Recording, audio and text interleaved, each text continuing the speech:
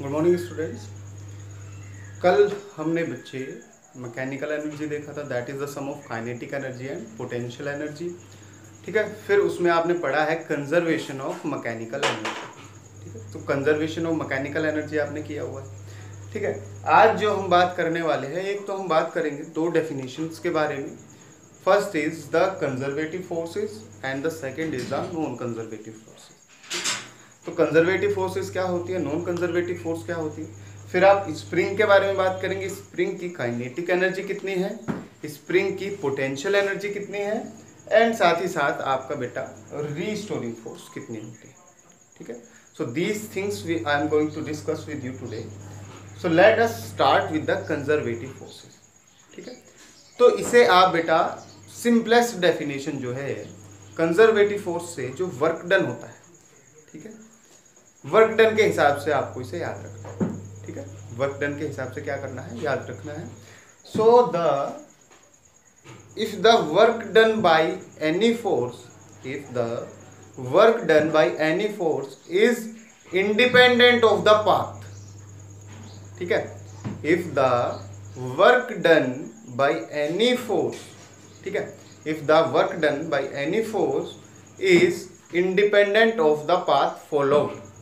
ठीक है, कहां से कहां तक कैसे गया है आप इससे कोई मतलब नहीं है, आपको केवल क्या होता है, आपको केवल मतलब होता है the initial point and the final point. ठीक है, initial position and the final position. ठीक है, सो अगर वर्क डन आपका पाथ पे डिपेंड नहीं करता है, केवल initial points and final point पे डिपेंड करता है। ठीक है, पाथ पे डिपेंड नहीं करता है। ओके, पाथ पे डिपेंड नहीं करता है, केवल किस पे डिपेंड करता है, it only will depends on the initial position or the initial point and the final position, final point. So such a force is known as conservative one. ठीक है, such a force is known as conservative force. Okay, so if इसे यहां मिटा देते हैं अभी के लिए, थोड़ी देर के लिए। Work done is independent on the path followed। ठीक है, only depends on the initial point and final point। ठीक है, सो अगर आपका वर्क डन, किसी फोर्स ने क्या किया है, वर्क डन किया है, मतलब किसी फोर्स ने डिस्प्लेसमेंट किया है, तो उस डिस्प्लेसमेंट होने की वजह से क्या प्रोड्यूस होगा, वर्क डन होगा। वर्क डन होगा, तो वो जो वर्क डन है अगर वो केवल initial point and final point पे डिपेंड करता है, ना कि उसका पाथ से, ठीक है, उसने कोई भी पाथ चूज किया है, इट डजंट मैटर। ठीक है, it will only dependent on the initial point and the final point. ठीक है, जैसे कि सपोज करिए ये मेरी ए पोजीशन है, ये मेरी बी पोजीशन है, तो आपका यहां से इस तरह ये पाथ चूज किया हो, ये पाथ चूज किया हो, या ये पाथ चूज किया हो, ये पाथ चूज किया हो, तो वर्क डन केवल ए एंड बी पे डिपेंड रहे, इस पाथ पे डिपेंड ना हो। ठीक है, वर्क डन केवल ए पॉइंट एंड बी पॉइंट पे डिपेंडेंट अगर है, ठीक है, केवल ए पॉइंट एंड बी पॉइंट पे, नॉट द पाथ फॉलोड, कौन सा पाथ चूज किया इस बात पे वो डिपेंड नहीं करता। So such a force is known as conservative force. Such a force is known as conservative force. Okay, अब दूसरी बात इसमें क्या आ सकती है कि किसी भी कंजर्वेटिव फोर्स के द्वारा किसी क्लोज्ड पाथ में, ठीक है, किसी क्लोज्ड पाथ पे, क्लोज पाथ होने का मतलब क्या है, यहां से ये, ठीक है, ये क्लोज पाथ है, ए से पहले बी पे गया, बी से फिर ए पे आ गया। ठीक है, या फिर ए से बी पे गया, बी से ए पे आ गया। सो that is the close path. ठीक है, that is the close path. तो किसी भी क्लोज पाथ में जो वर्क डन होता है by conservative force, that is always zero. वो क्या होगा, वो जीरो होगा। क्यों, देखिए कंजर्वेटिव फोर्स की बात अभी हमने क्या करी है कि it is only dependent on the initial point and the final point. तो आप ये चूज करिए पाथ या ये चूज करिए, वर्क डन जो है वो इक्वल रहने वाला है। ठीक है, क्योंकि पाथ पे डिपेंड नहीं करता है, ए एंड बी पे डिपेंड करता है। तो अगर आप इसे पॉजिटिव मानोगे यहाँ से यहाँ तक वर्क डन, तो यहाँ से यहाँ तक इस पाथ से वो निगेटिव हो जाएगा, दोनों क्या कर देंगे, कैंसिल कर देंगे, तो वर्क डन आ जाएगा 0। वर्क डन जो आ जाएगा 0। क्यों? क्योंकि बेटा ये केवल इनिशियल एंड फाइनल पोजीशन पे डिपेंडेंट है, पाथ पे डिपेंडेंट नहीं है। ठीक है, कोई भी पाथ चूज करिए, वर्क डन सेम रहेगा। ठीक है, ए से बी पे आप यहां से इस पाथ से आइए, या फिर इस पाथ से आइए, या फिर इस पाथ से आइए, वर्क डन जो है वो सेम रहेगा। Okay, it is only dependent on the initial point and the final point, या फिर आप कहिए initial position and the final position. तो अगर आपका वर्क डन इंडिपेंडेंट है, so such a force is known as conservative force. साथ ही साथ कोई क्लोज पाथ है, मतलब यहां से पहले ए पे गया एंड बी से फिर ए पे चला गया। ठीक है, ए से बी एंड बी से फिर ए। तो अगर ऐसा पाथ है, आपका क्लोज पाथ है, ठीक है, अगर क्लोज पाथ है आपका, तो जो वर्क डन होता है दैट इज 0। वर्क डन क्या होगा? 0। तो लिख देते हैं इसे भी, work done by a conservative force, by a conservative force, ठीक है, इन ए क्लोज्ड पाथ, किसी क्लोज पाथ में इज ऑलवेज 0। ये क्या होगी? ये 0 होने वाली। ठीक है, ओके। सो कंजर्वेटिव फोर्स में 2 पॉइंट्स आपको याद रखने हैं। वर्क डन जो है वो इंडिपेंडेंट है, किस पे? पाथ पे इंडिपेंडेंट है, केवल किस पे डिपेंड करता है? ए और बी पे डिपेंड करता है। और वर्क डन जो है वो 0 होता है। ठीक है, वर्क डन जो है वो 0 होता है। अब आते हैं नॉन कंजर्वेटिव फोर्सेस पे। ठीक है, यहां अगर मैं काइनेटिक एनर्जी बात करूं, तो kinetic energy theorem, kinetic work energy theorem, work energy theorem जो थी वो ये था कि जो वर्क डन है that is equals to the change in kinetic energy. पढ़ा है, work done is equals to the change in kinetic energy. अगर वर्क डन 0 है तो चेंज इन काइनेटिक एनर्जी क्या होगा? 0। वर्क एनर्जी थ्योरम ये तो कहते हैं कि work done is equals to change in kinetic energy. Work done is equals to change in kinetic energy. अगर वर्क डन 0 है तो काइनेटिक एनर्जी का चेंज क्या होगा? 0 होगा। और काइनेटिक एनर्जी का चेंज होने का मतलब क्या है कि पहले भी काइनेटिक एनर्जी सेम और बाद में भी काइनेटिक एनर्जी सेम, मतलब काइनेटिक एनर्जी में चेंज नहीं होता है। ठीक है, so it is equals to, तीसरा पॉइंट आ सकता है kinetic energy initial that is equals to kinetic energy final. ठीक है, final kinetic energy is equals to initial kinetic energy. It means there is no change in the kinetic energy, there is no change in the kinetic energy. Okay, done. फिर non conservative force, यहां देखिए सारी चीजें उल्टी कर दीजिए simply. ठीक है, जैसे कि वर्क डन is dependent,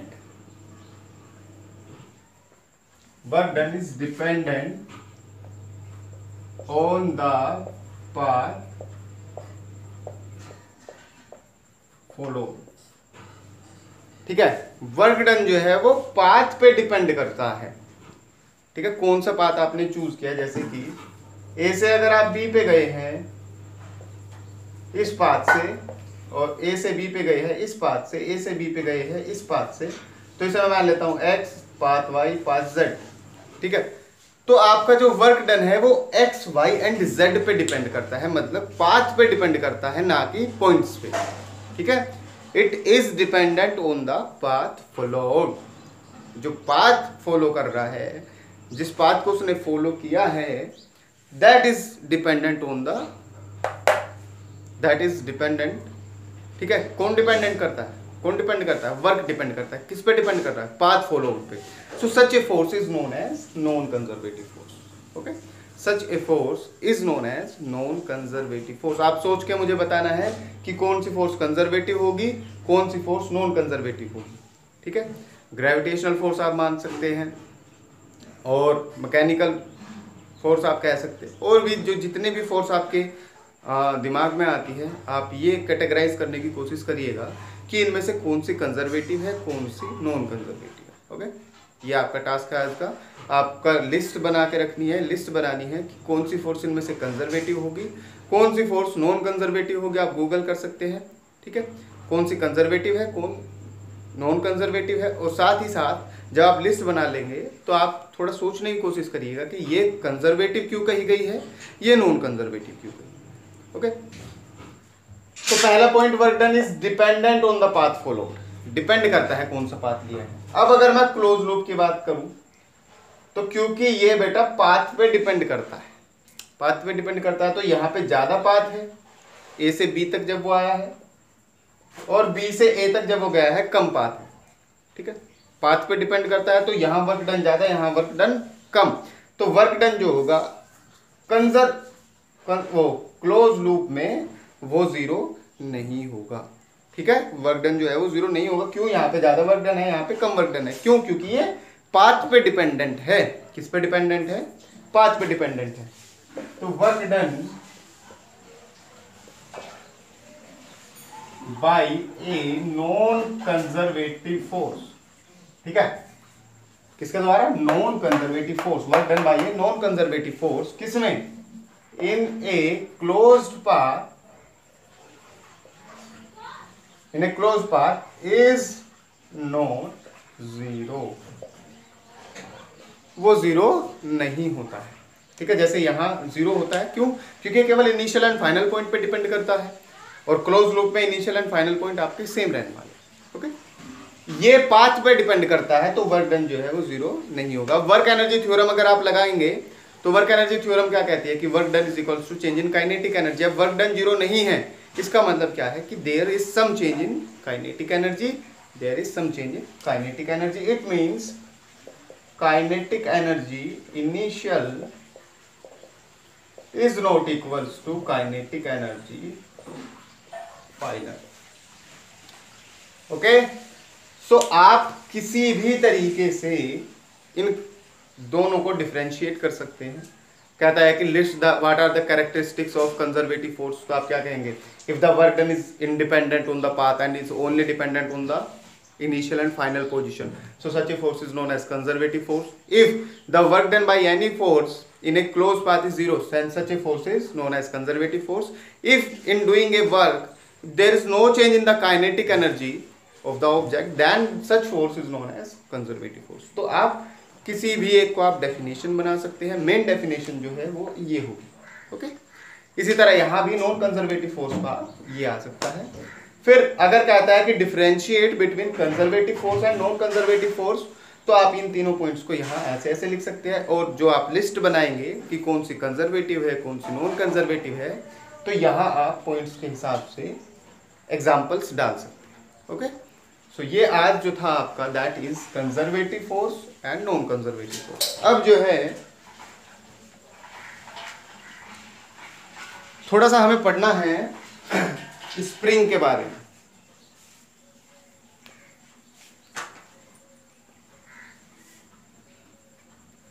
और जो इंपॉर्टेंट बात है उसमें मुझे पढ़ना है पोटेंशियल एनर्जी ऑफ ए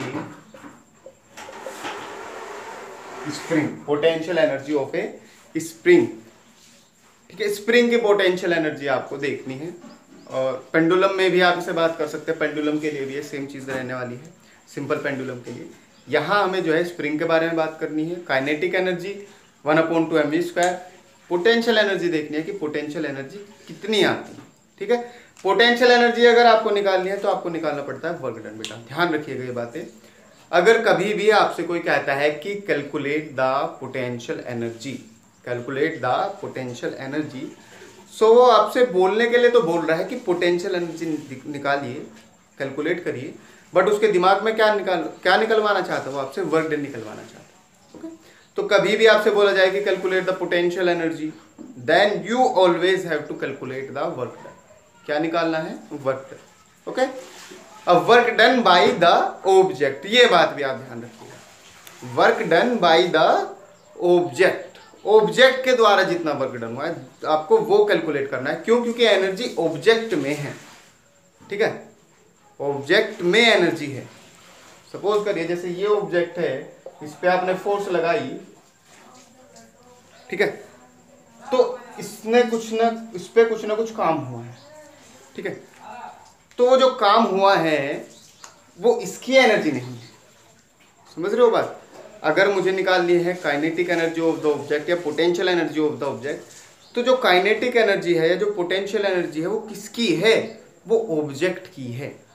इस फोर्स ने कितना काम करा है वो नहीं देखना है, इसने जो काम किया है, इस ऑब्जेक्ट जो काम करेगा, इस ऑब्जेक्ट ने जो फोर्स लगाई है वो मुझे देखनी है। क्यों? क्योंकि काइनेटिक एनर्जी या पोटेंशियल एनर्जी जो है जब हम बात करेंगे तो ऑब्जेक्ट की बात करेंगे, ना कि हमने जो फोर्स लगाई है उसकी बात करेंगे, ठीक है।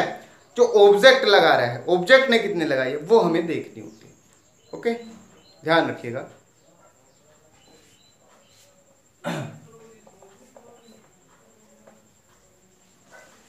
तो यहां देखिए क्या है,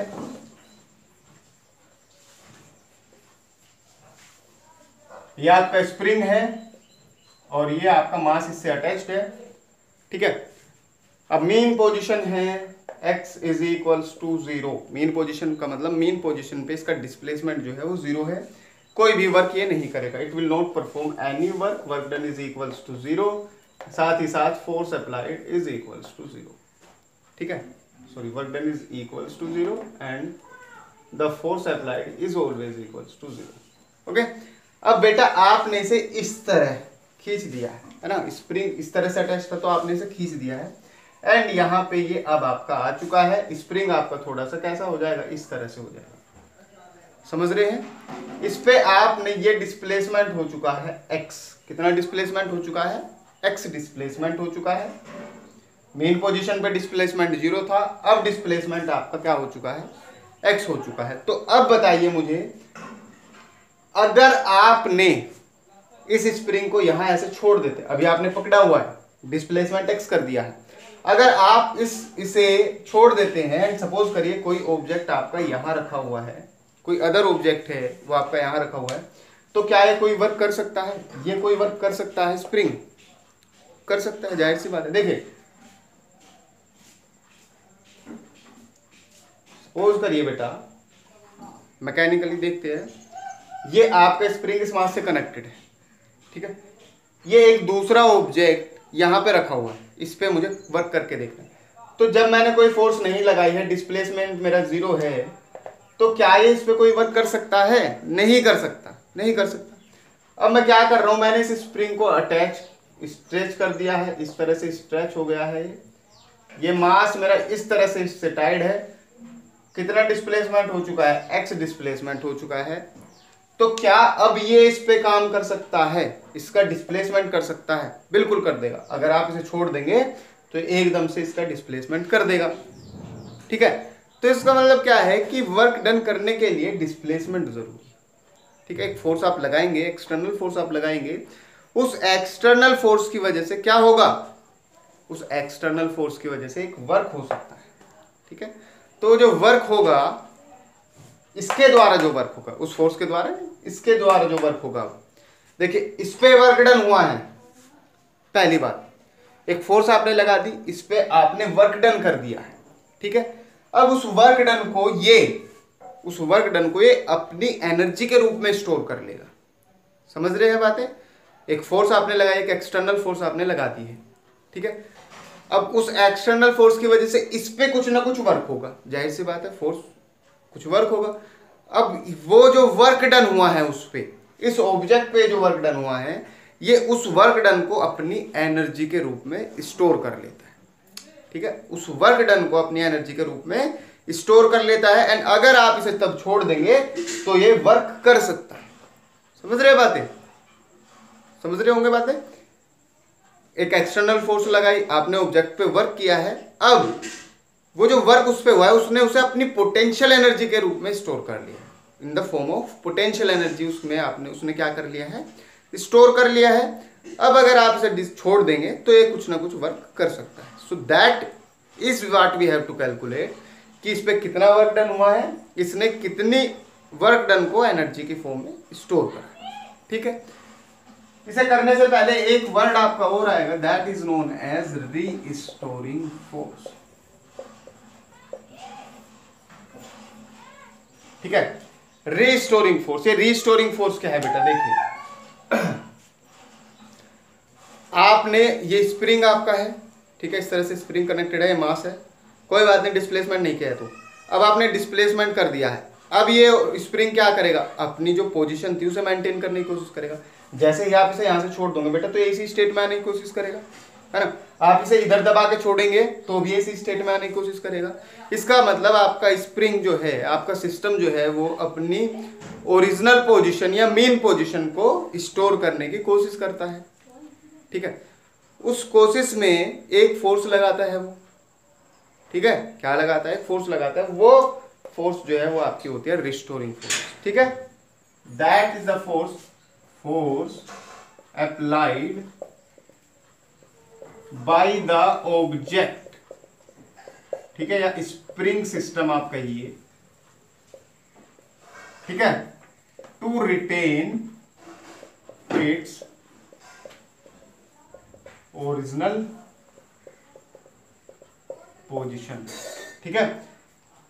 तो जो फोर्स अप्लाई करता है, ठीक है, the force applied by the object to retain its original position, ठीक है, अपनी ओरिजिनल पोजीशन को रिटेन करने के लिए, अपनी ओरिजिनल पोजीशन को रिटेन करने के लिए जो फोर्स अप्लाई की जाती है, that is known as restoring. Re दोबारा स्टोर करना, किसे, अपनी जो ओरिजिनल पोजीशन थी, तो उसे स्टोर करने के लिए जो फोर्स लगाई जाती है, किसके द्वारा, ऑब्जेक्ट के द्वारा, that is known as restoring force and that force is directly proportional to displacement.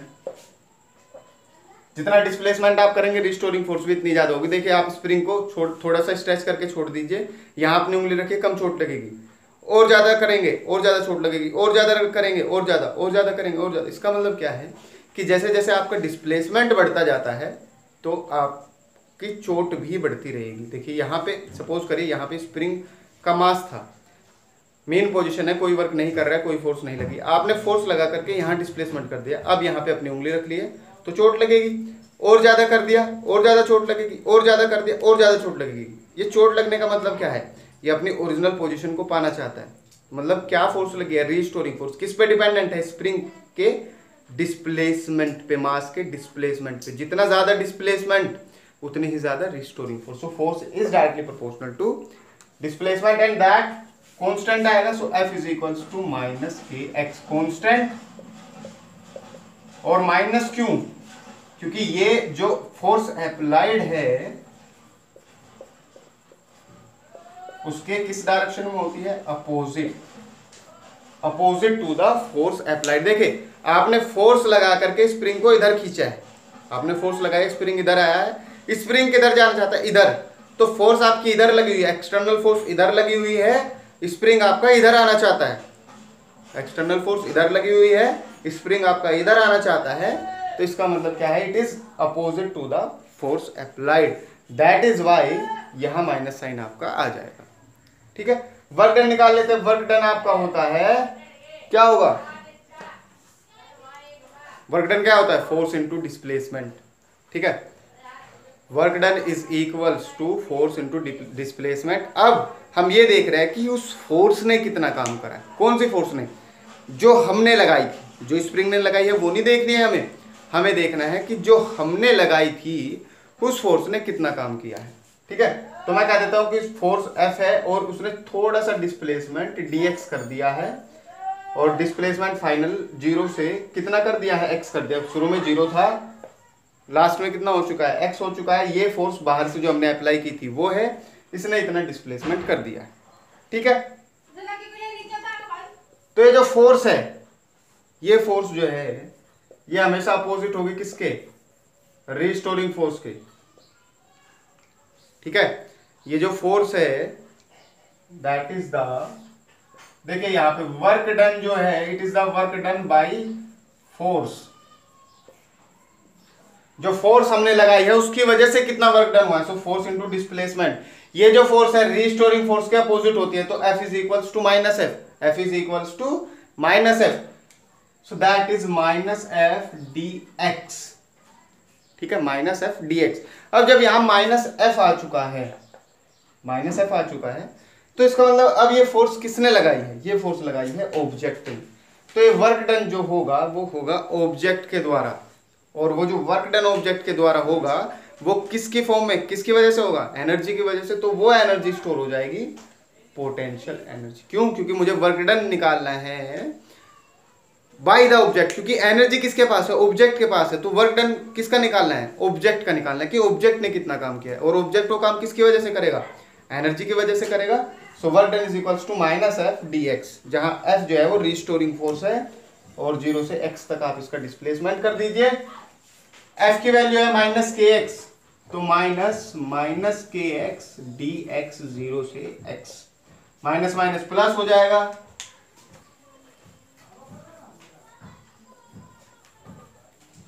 So plus के एक्स डी एक्स, 0 से कहां तक, x तक, के बाहर आ सकता है, x की पावर 1 डी एक्स, 0 से x तक। और क्या होगा बेटा, ये खुल जाएगा यहाँ पे x की पावर 1 प्लस 1 अपॉन 1 प्लस 1, 0 से x, ठीक है। सो के x की 2 अपॉन 2, 0 से x की जगह x रखिए तो के एक्स स्क्वायर बाई 2, x की जगह 0 रखिए तो k into 0 upon 2, so that will be 0। So potential energy क्या आ जाएगी, 1 अपॉन 2 के एक्स स्क्वायर, ठीक है। यहाँ थोड़ा सा केवल आपको कंफ्यूजन ये हो सकता है कि यहाँ पहले हमने वर्क डन देखा है कि जो हमने फोर्स लगाई है उसने कितना वर्क डन किया है, जो हमने फोर्स लगाई है उसने कितना वर्क डन किया है। अब जब हम देखेंगे कि हमारी जो फोर्स है, मतलब जो ऑब्जेक्ट ने लगाई थी, ऑब्जेक्ट ने कौन सी लगाई थी, रीस्टोरिंग फोर्स, वो किसकी वजह से लगाई होगी, कुछ एनर्जी रही होगी उसमें, है ना। तो उस ऑब्जेक्ट ने कितना काम किया, और वो ऑब्जेक्ट किसके हेल्प से काम करेगा, रीस्टोरिंग फोर्स की। तो जब हम रीस्टोरिंग फोर्स को यहाँ अकाउंट में ले लेंगे तो इसका मतलब है अब हम बात कर रहे हैं कि ऑब्जेक्ट ने कितना काम किया है, और जो ऑब्जेक्ट काम करेगा वो किसके हिसाब से करेगा, in the expense of energy. तो ये जो वर्क डन है ये किसकी फॉर्म में स्टोर हो जाएगा, पोटेंशियल एनर्जी, एंड इसकी वैल्यू क्या आएगी, 1/2 के एक्स स्क्वायर। इसे समझने की कोशिश करिएगा, ठीक है। फोर्स हमने लगाई है, फोर्स लगाने से डिस्प्लेसमेंट हो चुका है, एक वर्क डन हमने किया है। अब वो जो वर्क डन है उसकी वजह से उस ऑब्जेक्ट में एक एनर्जी स्टोर हो जाती है, मतलब वो कुछ वर्क कर सकता है, ठीक है। अब जब वो वर्क कर सकता है, ठीक है, तो जो वर्क डन है वो किसकी वजह से होगा, उसमें जो एनर्जी है, तो वो वर्क डन हमें निकालना है। मतलब हमें ये देखना है कि ऑब्जेक्ट ने कितना काम किया, हमें ये नहीं देखना है कि उस फोर्स ने कितना काम किया। तो ऑब्जेक्ट के लिए जब हम देखेंगे तो हमें लेना है F, that is restoring force, okay. So अगर आप इसमें कंफ्यूज होते हैं तो थोड़ा सा आप यहां से भी कर सकते हैं, आप वर्क डन निकालिए सीधा, एफ की जगह आप के एक्स लिख के कर सकते हैं। उसमें से आप ये समझ सकते हैं कि जितना वर्क डन फोर्स ने करा है उतना ही वर्क डन कौन करना चाह रहा है, ऑब्जेक्ट करना चाह रहा है। क्यों? क्योंकि उसे अपनी पोजीशन को रिगेन करना है। सो आई होप बेटा आपको समझ आया है। आप थोड़ा सा इसे और समझने की कोशिश करिए, गहराई से समझने की कोशिश करिए, उसके बाद भी अगर कोई डाउट आती है तो आप पूछ सकते हैं। Till then thank you and have a safe day.